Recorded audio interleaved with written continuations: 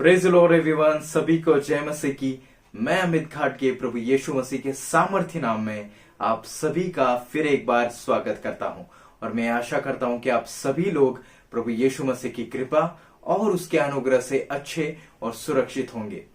आज का हमारा विषय है वो ये है, विजय हमारा ही है। तो आइए निकालेंगे मेरे साथ दूसरा कुरिन्थियों उसका 10वां अध्याय और उसका 4वां वचन। क्योंकि हमारी लड़ाई के हथियार शारीरिक नहीं पर गढ़ों को ढा देने के लिए परमेश्वर के द्वारा सामर्थी है। हालेलुया। कभी कभी हमारी विश्वास की यात्रा में हमें कुछ ऐसी परिस्थितियों का सामना करना पड़ता है जो हमारे विश्वास को ही चुनौती देती है। मैं फिर से कहूंगा, कभी कभी हमारी विश्वास की यात्रा में हमें ऐसी परिस्थितियों का सामना करना पड़ता है जो हमारे विश्वास को ही चुनौती देती है। फिर चाहे वो चुनौतियां आपके स्वास्थ्य के विषय में हो या आपके अर्थव्यवस्था के विषय में, यानी कि पैसे के विषय में। और कई बार तो हम हमारे ज्ञान और बुद्धि का इस्तेमाल करके परिस्थितियों को बदलने के पीछे लग जाते हैं, लेकिन अंत में क्या होता है, वो परिस्थितियां बदलती ही नहीं और हम सोच में पड़ जाते हैं कि मैंने मेरा पूरा दिमाग लगाया लेकिन वो परिस्थिति वैसी की वैसी ही है ना। लेकिन आपको एक बात समझने की आवश्यकता है, जो शत्रु शैतान बैठा है वो परमेश्वर के प्रचार के विरुद्ध है, क्योंकि उसकी इच्छा नहीं है कि प्रभु यीशु मसीह के नाम का प्रचार हर जगह पे हो, और वो परमेश्वर के बच्चों के भी विरुद्ध है। और इसलिए तो वचन कहता है, पहला पतरस उसका अध्याय 5 और उसका 8 और 9 वचन, सचेत हो और जागते रहो, क्योंकि तुम्हारा विरोधी शैतान गरजने वाले सिंह के समान इस खोज में रहता है कि किसको फाड़ खाए। इसलिए विश्वास में दृढ़ होकर और यह जानकर उसका सामना करो। हालेलुया। इफिसियों उसका 6वां अध्याय और उसका 10वां और उसका 11वां वचन, इसलिए प्रभु में और उसकी शक्ति के प्रभाव में बलवंत बनो, परमेश्वर के सारे हथियार बांध लो कि तुम शैतान की युक्तियों के सामने खड़े रह सको। हालेलुया। क्या कोई कहेगा आमीन? क्या कोई कहेगा हालेलुया? और जान ले इस बात को, शैतान जो है पहले से ही हारा हुआ है, उसके पास कोई भी सामर्थ नहीं है और वो सिर्फ अपनी दुष्ट तरकीबों से ही काम करना जानता है। लेकिन आपने वचन के अनुसार पहले ही शैतान की सारी शक्तियों पर विजय पा लिया है।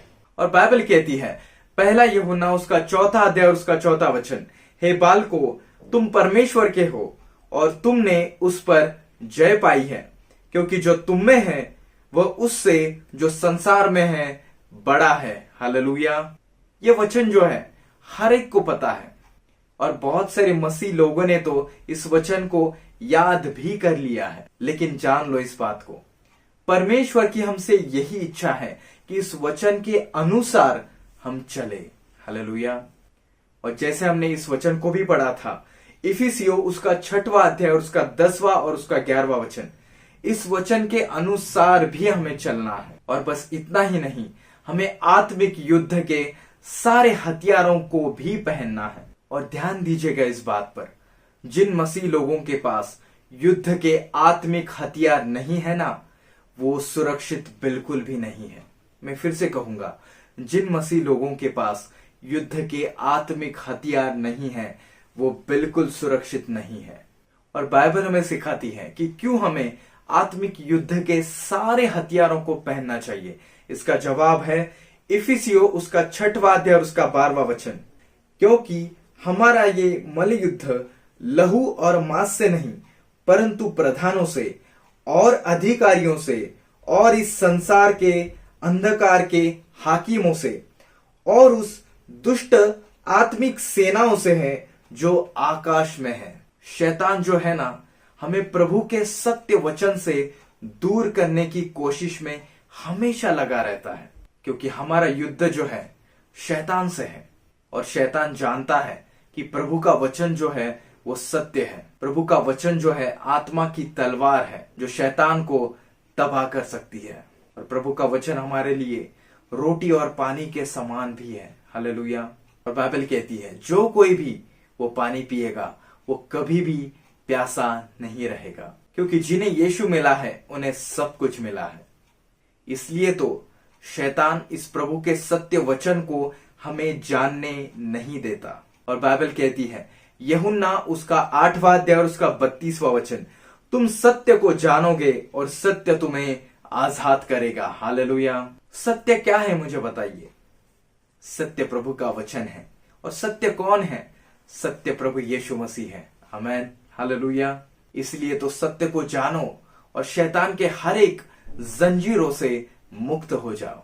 क्या कोई कहेगा आमेन? क्या कोई ताली बजाएगा यीशु मसीह के लिए? इसलिए तो प्रभु के सत्य वचन से कभी भी दूर मत जाना। और शैतान आएगा हमें नीचे खींचने के लिए, और वह हमें नाराज भी करेगा और कहेगा, क्या तू इतना प्रार्थना करती है? क्या तू इतना प्रार्थना करता है? क्या तुम्हारी परिस्थिति बदली नहीं ना? वैसे की वैसे ही है ना? लेकिन नाराज मत होना, हार मत मानना, हार मानने से इनकार करते रहना, और जैसा वचन कहता है बिल्कुल वही करना। और वचन कहता है, याकूब उसका 4वां अध्याय और उसका 7वां वचन, इसलिए परमेश्वर के अधीन हो जाओ। यहां पर क्या लिखा है? पहली चीज हमेशा पहली करनी चाहिए। हमें पहले परमेश्वर के अधीन होना है और फिर शैतान का सामना करना है, और उसके बाद वो हमारे पास से भाग निकलेगा। हालेलुया।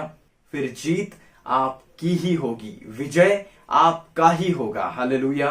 क्योंकि जो हमारा यहोवा निस्सी है, जो हमें विजय देता है, वो सदा हमारे साथ बना रहता है। लेकिन अफसोस की बात यह है कि हम प्रभु का साथ छोड़ देते हैं, लेकिन प्रभु हमारा साथ कभी नहीं छोड़ता।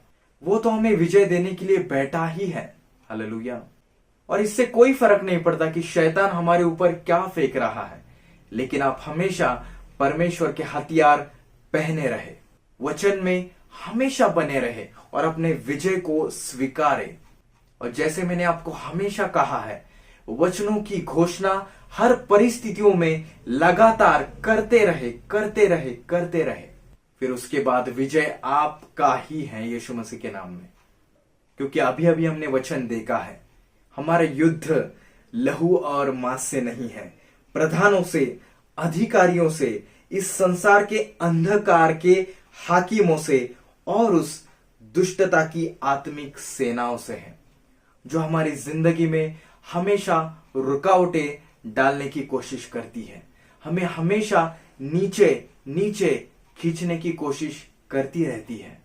क्योंकि शैतान की इच्छा कभी भी नहीं है कि हम जिंदगी में तरक्की करें, हमारी बढ़ोतरी हो। और शैतान हमेशा यही चाहता है कि हम प्रभु के सत्य वचन से हमेशा दूर रहे। लेकिन जैसे मैंने आपसे कहा, सत्य क्या है? सत्य परमेश्वर का वचन है। सत्य कौन है? प्रभु यीशु मसीह है। और वचन क्या कहता है? सत्य को जानो और सत्य ही तुम्हें आजाद करेगा। हालेलुया। मैं आशा करता हूं कि पवित्र आत्मा ने इस वचन के द्वारा आपसे बात की होगी, पवित्र आत्मा ने आपको सिखाया होगा। तो आइए प्रार्थना करेंगे। हे हमारे स्वर्गीय प्यारे पिता प्रभु यीशु मसीह, फिर एक बार हम तेरे नाम को कोटि कोटि धन्यवाद देते हैं प्रभु।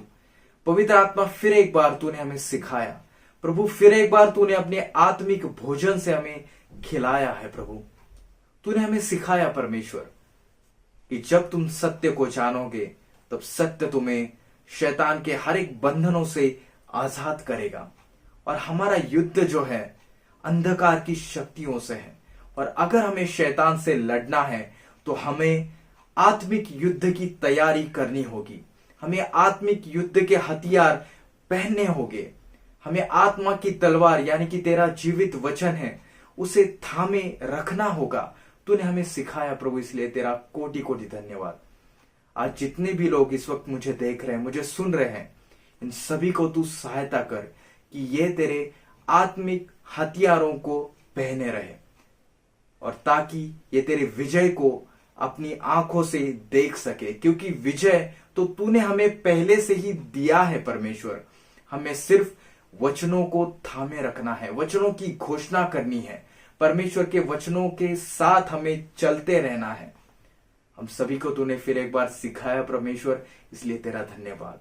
आगे का सारा समय पवित्र आत्मा तेरे हाथों में देकर ये प्रार्थना प्रभु यीशु मसीह के नाम से मांगते हैं, सुन और कबूल कर। और सबने कहा आमेन, आमेन, आमेन। सभी को जय मसीह की। प्रभु यीशु मसीह के साथ बने रहे, प्रभु यीशु मसीह के साथ जुड़े रहे। God bless you all.